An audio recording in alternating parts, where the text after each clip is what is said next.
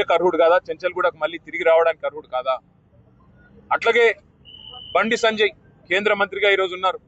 ఆయన కూడా పార్లమెంట్ సభ్యుడిగా హైదరాబాద్ పాతనగరం మీద సర్జికల్ స్ట్రైక్ చేస్తాం అని మాట్లాడిన మాట మరి అది శిక్షార్హం కాదా? ఆయన మీద ఇవాళ బాల్కా సుమన్ మీద పెట్టిన సెక్షన్లు ఆయనకు వర్తించవా?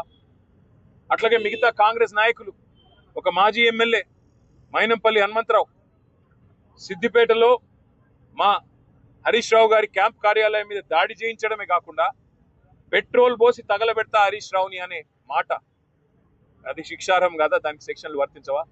వాళ్ళ జడ్చర్ల ఎమ్మెల్యే అనిరుద్ రెడ్డి అక్కడ ఉండే ఒక కంపెనీని పెట్రోల్ పోసి తగలబెడతా అంటే అక్కడ శిక్ష ఉండదా?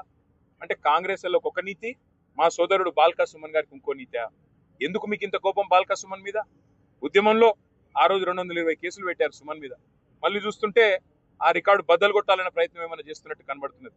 కానీ ఏదేమైనప్పటికీ ఒకటి మాత్రం పక్కా, సింగరేణిలో జరుగుతున్న బొగ్గు దోపిడీ, సింగరేణిలో ఏదైతే మొన్న మా నాయకులు బయటపెట్టినారో 40 లక్షల మెట్రిక్ టన్నుల బొగ్గు తీయనిది తీసినట్టు చూపెట్టి వాళ్ళ 1600 కోట్ల గోల్మాల్ కార్యక్రమం ఏదైతే చేస్తున్నారో, సింగరేణి కార్మికుల పొట్టగొట్టే విధంగా బోర్డు పెట్టకుండా ఏదైతే సతాయిస్తున్నారో, విజిలెన్స్ ఎంక్వైరీ పేట వేధిస్తున్నారో, మీ కుంభకోణాల నుంచి దృష్టి మలచడానికి ప్రయత్నం చేస్తున్నారో దీన్ని వదిలిపెట్టం. మా సోదరుడు ధైర్యంగా ఉన్నాడు. శ్రీనివాస్ యాదవ్ గారికి, సుధీర్ రెడ్డి గారికి, హర్షవర్ధన్ రెడ్డి గారికి మేము పోతే సోదరుడు చెప్తా ఉన్నాడు, నా గురించి బాధపడకండి, సింగరేణి కార్మికుల మీద దృష్టి పెట్టండి. మా వాళ్ళు ఆక్రోషంతో ఉన్నారు మంచిర్యాల జిల్లాలో, మా ఆదిలాబాద్ జిల్లాలో, రామగుండంలో, మీరు దాని మీద దృష్టి పెట్టండి అన్న, వాళ్ళ కోసం కొట్లాడండి, నాకు జైలు కొత్త కాదు అని చెప్పి తమ్ముడు చెప్తా ఉన్నాడు. మాకు జైళ్ళు కొత్త కాదు, పోరాటాలు కొత్త కాదు, మీరు పెట్టే కేసులు కూడా కొత్త కాదు. కానీ మేము మాత్రం వదిలిపెట్టం. రేవంత్ రెడ్డి గారు చేస్తున్న ఈ అన్యాయాల కుంభకోణాల నుంచి తప్పకుండా రేపు నేను ఉత్తరం రాస్తాను కేంద్ర బొగ్గు గనుల శాఖ మంత్రి కిషన్ రెడ్డి గారికి.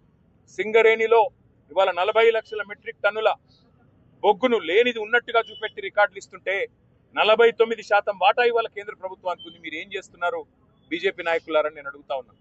అట్లాగే కుంభకోణం జరుగుతుంటే ముఖ్యమంత్రి గమ్మునెందుకున్నాడు, ఆయనకేం అవసరం వచ్చిందని చెప్పి నేను అడుగుతా ఉన్నా. తప్పకుండా నిజం నిగ్గు తేలేదాకా మా సోదరుని కావాలంటే జైల్లో పెట్టుకోండి, ఇంకో వారం రోజులు ఎక్కువ పెట్టినా తను తయారుగానే ఉన్నాడు, మాకేం భయం లేదు. కానీ వదిలిపెట్టం ఈ అక్రమాలు, అన్యాయాలు. సింగరేణి కార్మికుల తరపున తప్పకుండా ఈ ప్రభుత్వాన్ని నిలదీస్తూనే ఉంటామని చెప్పి మీకు తెలియజేస్తూ అందరికీ ధన్యవాదాలు.